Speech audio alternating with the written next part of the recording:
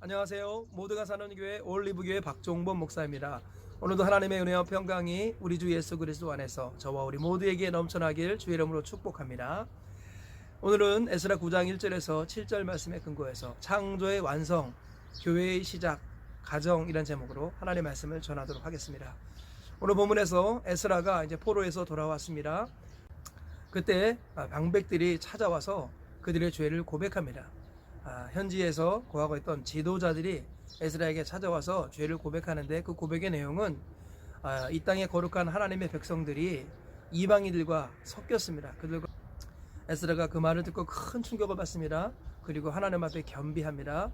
그랬을 때 하나님께 속한 사람들, 하나님의 말씀을 두려워하는 사람들이 에스라 주변에 모여들고 그때 에스라 한 사람의 회개를 통해서 민족의 회개로 이어지는 이런 모습을 오늘과 내일 말씀을 통해서 볼 수 있습니다. 오늘 말씀을 통해서 얻을 수 있는 교훈을 간단하게 살펴보겠습니다. 첫째로 신앙의 계승과 확장은 가정을 통해서 이루어진다라는 것입니다. 오늘 1절과 2절을 요약해서 제가 읽어드리겠습니다.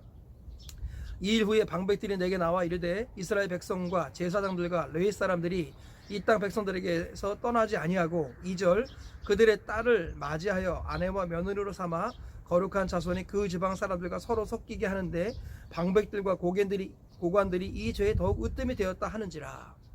지금 그 땅에 머물러 있던 우리 지도자들이 에스라에게 찾아와서 회개하는 겁니다. 죄를 고백하는 거예요. 그 죄가 뭐냐면 불신 결혼을 했다라는 거예요. 그런데 그 불신 결혼을 하는데 앞장섰던 사람이 방백들과 고관들, 즉 지도자들이 불신 결혼하는 일에 앞장섰다라는 거예요. 그래서 지금 공동체가 침문한 상태다, 암울한 상태다, 이런 얘기를 하더라라는 것이죠. 하나님께서는 우리 신앙이 개성되는 통로를 가정으로 세우셨습니다.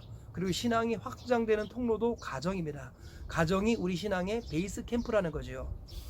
이스라엘 백성들이 하나님께서 가정을 통해서 경건한 자손을 낳아서 땅끝까지 가기를 원하셨습니다. 그래서 하나님께서 영이 충만하실지라도 한 남자와 한 여자를 지으신 것은 오직 경건한 자손을 얻기 위함이라 라고 말라기에서 말씀하시지요. 하나님이 영이 충만하셔서 한 번에 수천 명 수만 명을 만드시고 그래서 막 결혼하게 하셔가지고 막 결혼하게 하면은 자손이 막 번성할 수 있지 않습니까?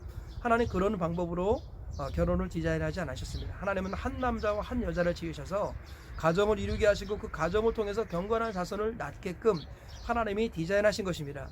그런데 이 결혼이라는 것이 타락하고 가정이 깨지면서 홍수 심판이 왔습니다. 하나님의 아들들이 사람의 딸들을 자기 눈에 보기 좋은 대로 막 결혼해가지고요, 가정이 깨졌습니다. 그래서 홍수 심판이 찾아왔던 것이죠. 가정은 하나님의 계획의 중심에 있습니다. 그리고 에덴에서는 가정과 교회가 하나였어요. 죄가 들어오기 전에는 교회와 가정이 하나였는데 죄가 들어와서 교회와 가정이 분리되고 만 것입니다. 그래서 가정이 얼마나 소중한지를 우리가 다시 한번 점검해야 되는데요. 오늘 본문에서 보면 방백들이 죄를 고백하는 첫 번째 내용이 바로 불신 결혼이었다라는 거예요. 그래서 창조의 완성은 가정입니다. 아담이 홀로 있을 때 독초하는 것이 좋지 못하다, 혼자 지내는 것이 좋지 못하다 하나님 말씀하셨어요. 창조가 미완성이 된 것입니다. 하나님께서 언제 창조를 완성시키셨습니까? 하와를 지으시고 그 하와와 아담을 하나가 되게 하시는 것을 통해서 하나님이 보시기에 심히 좋았다고 말씀하시는 거죠. 하나님의 창조의 완성은 가정입니다. 그리고 죄가 들어오기 전에 가정은 교회와 같았습니다. 에덴에서는 교회와 가정이 하나였다라는 거예요. 오늘날 이 땅의 마지막 소망은 무엇이라고 말하죠? 교회입니다. 교회 밖에는 구원이 없습니다. 그런데 그 교회는 바로 가정과 본래는 하나였습니다. 가정이 깨진다는 것은 교회가 깨지는 것과 같습니다. 이 땅의 미래가 깨어지는 것과 똑같습니다. 하나님께서는 가정과 결혼을 너무너무 소중히 여기신다는 것을 기억하시면서 저와 우리 모두가 이전 것은 지나갔습니다.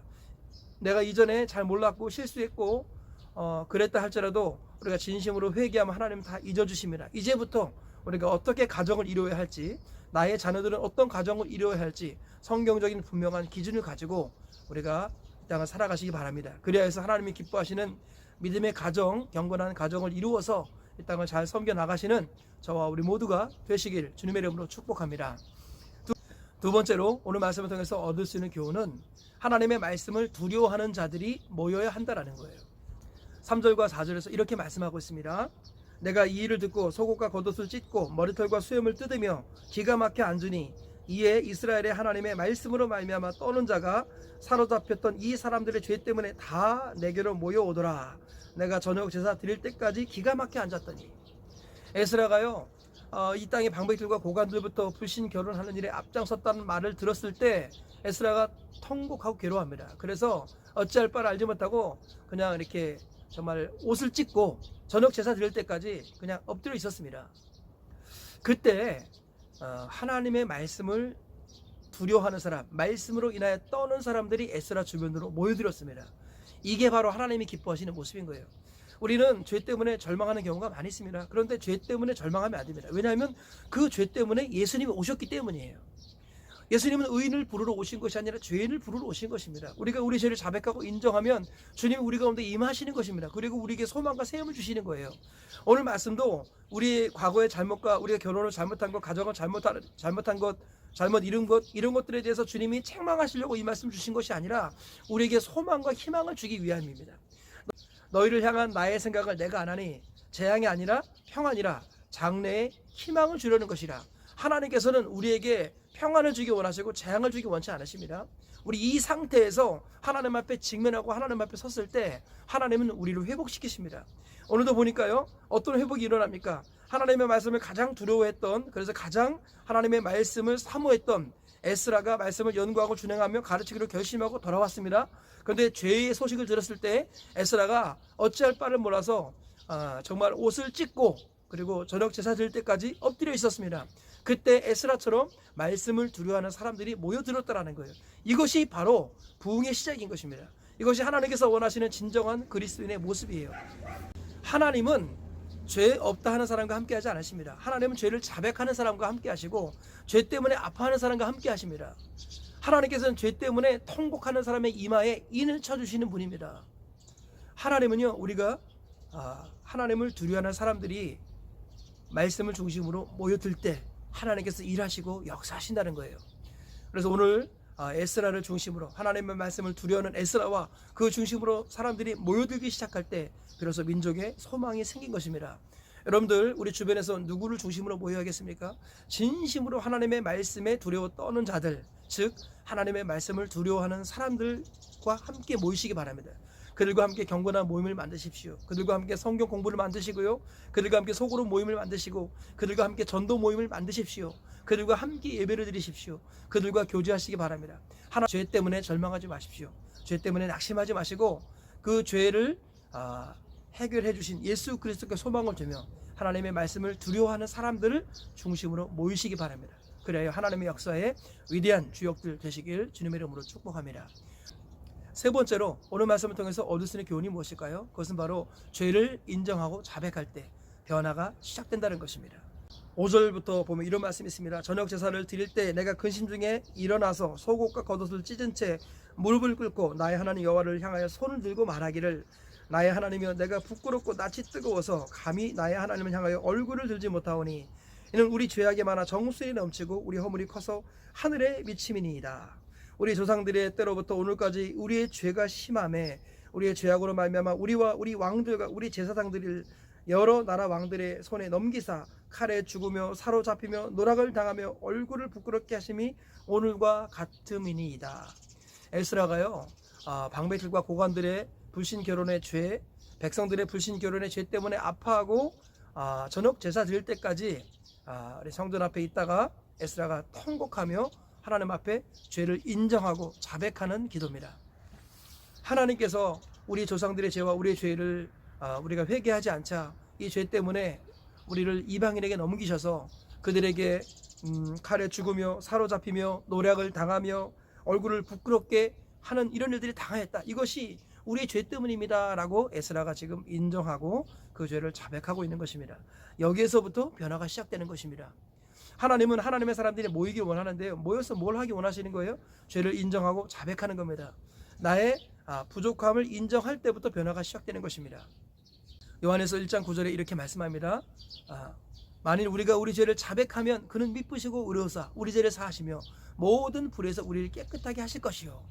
우리가 우리 죄를 인정하고 자백할 때 하나님은 깨끗하게 하시고 우리를 들어 쓰십니다.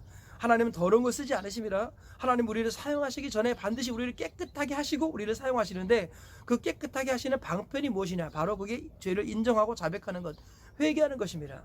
우리가 윤리적으로 도덕적으로 잘 준비되었다고 공부를 많이 했다고 하나님이 들어 쓰시는 것이 아니라 우리가 우리 죄를 자박하고 인정하여 깨끗함을 받을 때 그때 주님이 우리를 들어 쓰시는 것입니다. 그럴 때 하나님의 역사가 시작되는 것이죠. 하나님께서는요, 우리가 인정하는 것부터 시작하기 원하십니다. 우리가 지금 이 모양 이 꼴로 우리가 이런 부족한 모습으로 이런 아픔을 겪고 있는 것이 있다면 그것은 바로 나와 내 조상들이 지었던 죄 때문입니다 라고 인정하고 고백하는 거예요. 그러므로 항상 우리가 점검해야 될 것이 죄보다 더 중요한 것은 회개라는 것입니다. 죄가 문제가 아니라 회개가 문제인 겁니다. 죄 때문에 지옥 가는 것이 아니라 회개하지 않아서 지옥 가는 거예요. 죄 때문에 우리 예수님이 오셨습니다. 그래서 내 죄를 인정하는 것은 예수님을 만나는 길입니다. 반면에 내 죄를 인정하지 않는 것, 자백하지 않는 것은 예수님을 부인하는 것과 똑같습니다. 죄가 문제가 아니라 회개가 문제인 것입니다.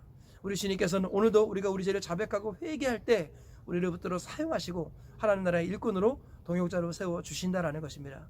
이 말씀을 기억하시면서 저와 우리 모두가 날마다 우리 죄를 인정하고 자백하여 깨끗함을 받고 주님의 일에 아름답게 쓰임받으시기를 주님의 이름으로 축복합니다. 말씀의 결론을 맺겠습니다. 오늘 세 가지 교훈을 살펴보았습니다. 첫째로 신앙의 계승과 확장은 가정을 통해서 이루어진다라는 것입니다. 하나님이 가장 소중히 여기는 것은 가정이고요.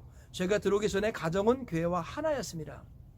하나님은 가정을 이루는 결혼을 가장 중요한 신앙의 경건이라고 말씀합니다. 결혼을 통해서 그의 믿음이 확증된다는 것을 기억하시면서 믿음의 가정, 믿음의 결혼을 이루시기를 축복합니다. 두 번째는 말씀으로 말미암아 떠는 자들이 모여야 합니다. 하나님의 말씀을 두려워하는 자들이 모일 때 하나님의 역사가 시작된다라는 것입니다. 세 번째로는 죄를 인정하고 자백할 때 비로소 변화가 시작된다라는 거예요. 하나님께서는 죄가 문제가 아니라 회개가 문제라고 말씀하십니다. 죄는 우리 주님이 이 땅에 오신 이유인 것입니다. 우리가 죄를 자백하고 인정할 때 주님에게 오신다는 것, 우리에게 오신다라는 것 기억하시면서 저와 우리 모두가 세 가지 말씀 붙드시고 오늘 하루를 사시고 평생을 살아내셔서 승리하시길 주님의 이름으로 축복합니다.